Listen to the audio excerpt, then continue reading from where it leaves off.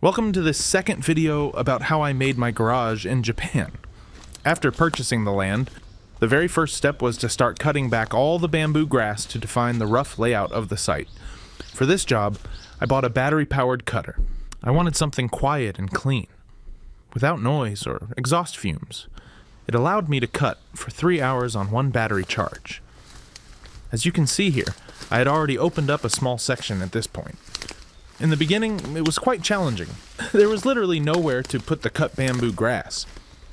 It took around 20 hours of work to reach this stage, where the main dimensions of the future garage area were finally visible. To mark out the rough dimensions, I used simple rope and bamboo sticks.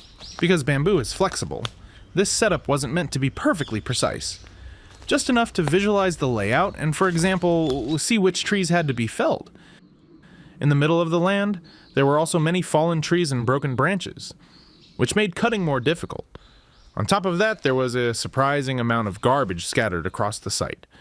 Considering that this land hadn't been maintained for over 50 years, it's not hard to imagine how much debris had accumulated from wind and passers-by thrashing. In the end, I managed to fill several large garbage bags. I found a lot of golf balls and old bottles, though, some of which I kept.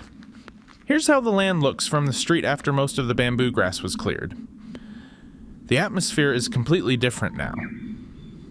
In this condition, I could explain to the contractor until which area had to be excavated. As you can see here, there's another pile of garbage and several large piles of cut bamboo grass. The amount was so much that it did not fit on a single pile. The ground is also completely covered with bamboo leaves, small branches, and vegetation. I believe that originally it was almost at the same height as the street, but over time everything just accumulated. This really shows how much nature can change a place when it's left untouched for decades. Thank you for watching. In the next episode, we see more about the condition after tree felling.